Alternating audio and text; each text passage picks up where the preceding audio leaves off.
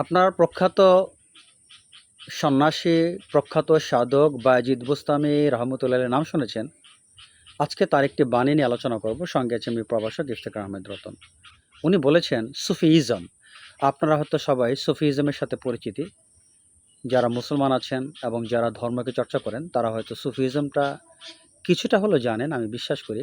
এই সুফিইজম সম্পর্কে হজরত বায়েজিদ বুস্তামি রহমতুল্লাহ বলেন, সুফিইজম কোনো ধর্ম না, এটি কোনো দর্শনও না, এটি কোনো ফিলসফিও না, এটি কোনো ধর্মও নয়, এটি কোনো রিলিজিয়ন নয়।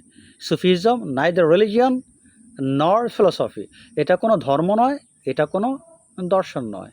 এটা হচ্ছে নিঃশর্ত ভালোবাসা, স্রষ্টার প্রতি নিঃশর্ত ভালোবাসা এবং নিঃশর্ত আত্মসমর্পণ। সুফিজম কোনো ধর্ম নয়, সুফিজম কোনো দর্শন নয়।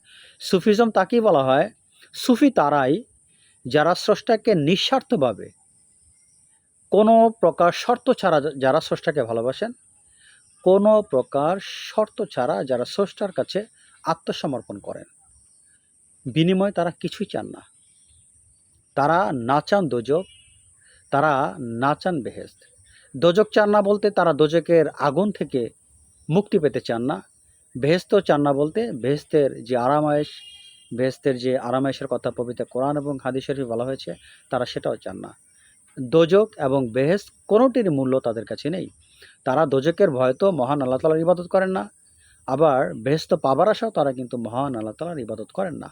তাদের ধর্ম একটাই, নিঃস্বার্থ ভালোবাসা। নিঃশর্ত ভালোবাসা, মহান আল্লাহ তাআলার প্রতি তাদের নিঃশর্ত ভালোবাসা এবং নিঃশর্ত আত্মসমর্পণ।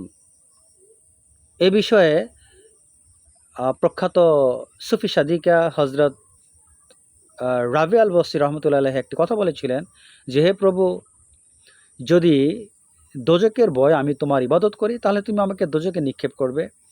যদি বেহেশত পাবার আশায় আমি তোমার ইবাদত করি, বেহেশত থেকে তুমি আমাকে বঞ্চিত করবে। কিন্তু যদি তোমাকে ভালোবাসার জন্য ইবাদত করি তাহলে তোমার ভালোবাসা থেকে আমাকে বঞ্চিত করো না।